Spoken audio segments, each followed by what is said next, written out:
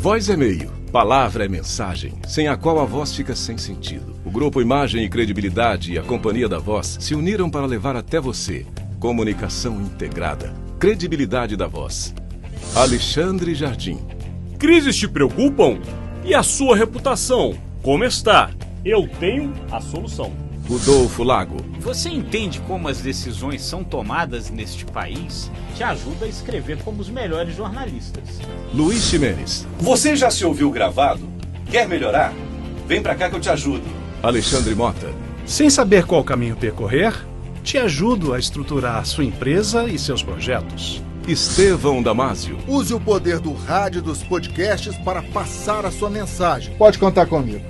Profissionais da voz e da palavra em uma fábrica de podcasts, entrevistas, cursos, treinamentos e consultorias e conteúdos que irão contribuir na sua tomada de decisão. Soluções em comunicação. Credibilidade da Voz. Uma parceria dos grupos Imagem, Credibilidade e Companhia da Voz. Olá, estamos aqui para o JBR News, esse conteúdo diário feito especialmente para você, onde o Grupo Imagem e Credibilidade, comigo, Alexandre Jardim, Rodolfo Lago e Estevão Damásio, estamos aqui de segunda a sexta-feira para justamente levar até você as informações da capital do país. E não é estranho, viu, o que está acontecendo, seguidor, porque você está me vendo diferente do que me viu há algum tempo atrás, já que eu fiquei praticamente um mês afastado do conteúdo, mas estou de volta. E não está vendo Estevão Damásio, que está ausente. Estevão está hoje tratando de alguns assuntos pessoais e eu retomando aqui as nossas atividades. Lembrando a vocês que o conteúdo também do Imagem e Credibilidade semanal está sendo preparado. E amanhã, que é sábado, estará disponível para você no nosso parceiro, que é o Jornal de Brasília, e também no nosso site. E também no ICTV, que hoje é um espaço de vários conteúdos que o Imagem e Credibilidade produz e ficam lá no YouTube, para que você possa ter acesso. Mas vamos lá, Rodolfo Lago. Neste nosso conteúdo diário, tinha tempos que eu não vinha para cá, estava com saudade. Vamos conversar um pouco desta Brasília, ou desta Brasólis, como alguns gostam de chamar, que teve uma semana, por incrível que pareça, de muita atividade, mas que na próxima semana há uma grande expectativa de esvaziamento completo da capital da República. Apesar de, na terça-feira, termos aqui, obviamente, dentro do que se espera, uma grande manifestação em relação ao Dia da Pátria, ou 7 de setembro. Então está contigo, Rodolfo Lago, para explicar para o nosso seguidor um pouco da semana que se foi e da semana que virá. Pois é, Alexandre, semana que vem os parlamentares, o Congresso está meio combinando de esvaziar as atividades, né, por causa do feriado de 7 de setembro, que é terça-feira, no qual estão previstas aí manifestações grandes em Brasília, em São Paulo, né, devem ser grandes, a expectativa é essa, e aí o Congresso achou melhor se dar aí uma certa folga, uma certa semana de folga para evitar essas atividades ali com a presença desses manifestantes, né? Existe temor aí de uma situação, de conflitos e tal, então eles resolveram se dar essa folga, não vai ter CPI, não deverá haver sessão deliberativa, né? Então vai ficar uma semana mais tranquila com relação ao Congresso Nacional. E aí, nessa semana agora que está terminando hoje, aí houve muita atividade, principalmente na Câmara, né? A Câmara colocou em votação o Código Eleitoral, né? Um projeto grande aí, né? De mudanças aí nas eleições, né? E o projeto do imposto de renda, que é a chamada reforma tributária fatiada, né? O projeto que altera o imposto de renda, aumenta a faixa de isenção, traz de volta a tributação sobre lucros e dividendos, né? E que foi considerada, viu, Alexandre, uma grande vitória do Arthur Lira, porque esse projeto ele já estava quase sepultado. O Arthur Lira conseguiu costurar um acordo e aprovou esse projeto, e é curioso que ele foi muito modificado com relação ao que tinha vindo do governo, entrou essas coisas que a gente mencionou, né, aumentou faixa de isenção, taxou lucro e dividendo, e aí com isso incorporou diversas bandeiras da esquerda. E aí, muito curiosamente, para um projeto cuja origem era inicialmente o governo, ele foi aprovado com voto sim do PSOL, do PCdoB, né? E com voto não dos liberais, do Novo, por exemplo. Então foi muito curioso esse processo. Agora, é uma coisa que pode vir a ser muito modificada ainda no Senado, viu, Alexandre?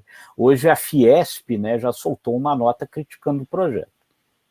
Você lembrou muito bem, porque esses dois assuntos, seguidor e seguidora, aconteceram na Câmara dos Deputados nessa semana, como lembrou Rodolfo Lago, de muita atividade. No caso do Código Eleitoral, Rodolfo, eu dei uma olhada muito superficialmente, mas me impressionei com a quantidade de artigos, Rodolfo. São quase 1.000 artigos. Mais de 900 artigos.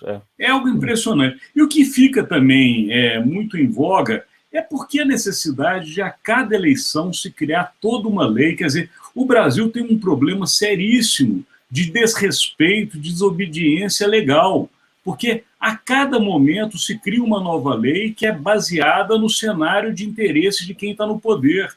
Quer dizer, a lei, a gente vê alguns outros países, e não tem como não citar países que são muito mais antigos, tanto na Europa como no próprio Estados Unidos, onde as leis são mantidas há 100, 150 anos e são cumpridas, sem necessidade de fazer uma nova lei a cada momento. O Brasil é muito casuístico nesse momento, e aí vai também para o outro assunto que você lembrou, que é a reforma tributária. Quer dizer, essa reforma tributária que a gente, como jornalista, tem falado há décadas, ela nunca acontece, né, Rodolfo? Sempre é um puxadinho, como a gente gosta de brincar, nunca é uma reforma, e como o Código Eleitoral, diferentemente no tamanho, mas na forma sim, ou seja, tentando adequar o interesse do poderoso desse momento.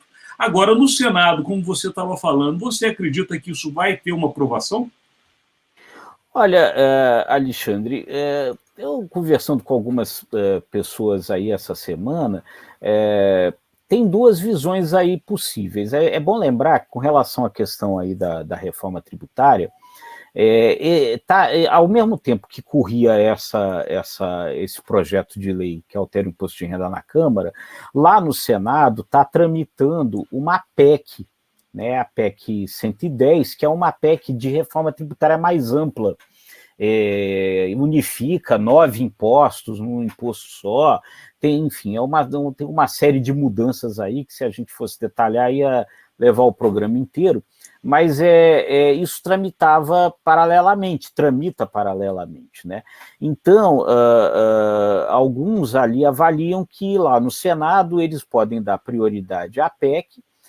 Agora, o ex-deputado Luiz Carlos Rauli, que é um especialista em tributação, com quem eu conversei essa semana, acha que uma coisa não interfere na outra. Ele acredita que o projeto de lei do imposto de renda avança lá, como se costurou esse acordo, talvez não tenha problema. Agora, os setores da economia estão reagindo, né? Como eu te falei, a Fiesp hoje soltou uma nota criticando o projeto do imposto de renda. Então, é muito possível que ela faça uma pressão lá no Senado também para modificar, né? É bastante possível, né?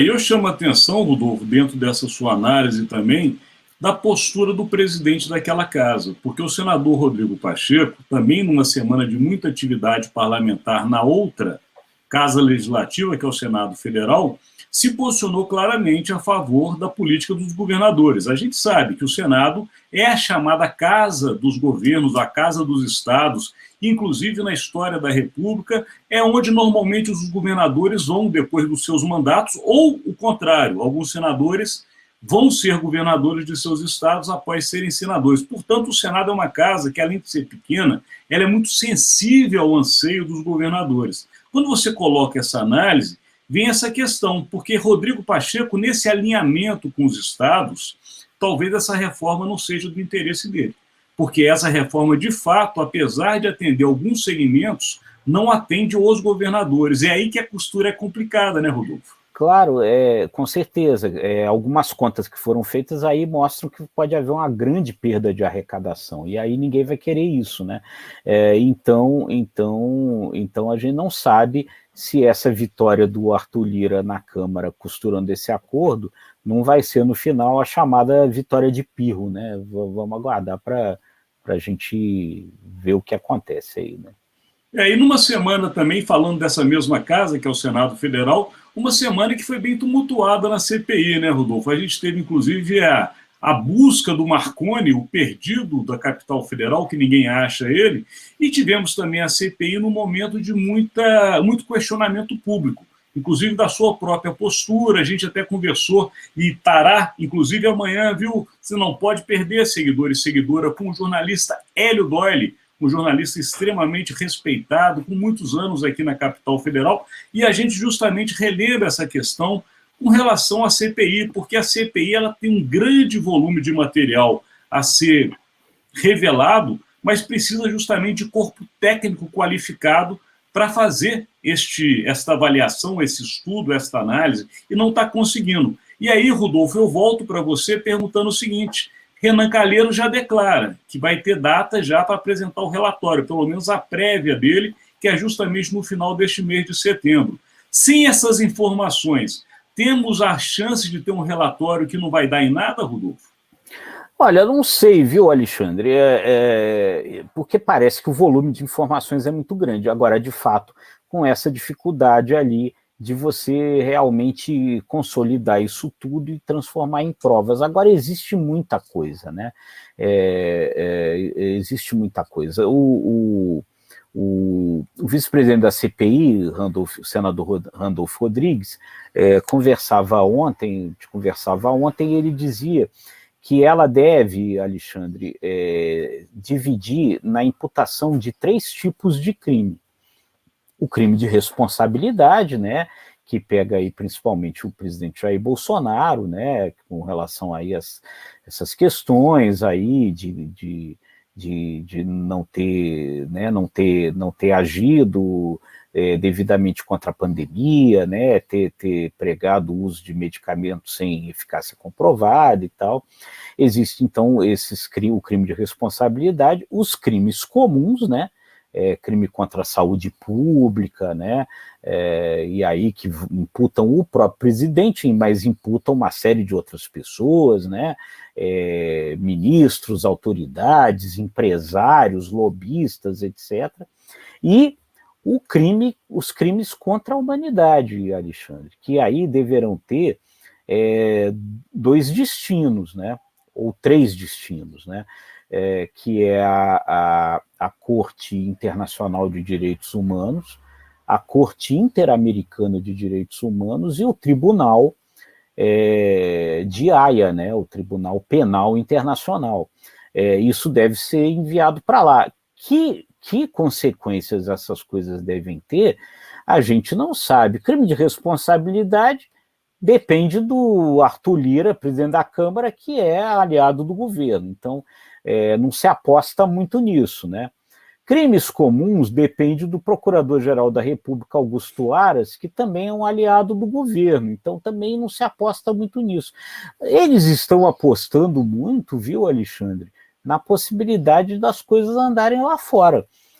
Talvez não no Tribunal Penal Internacional, porque os processos lá são lentos, mas na Corte de Direitos Humanos.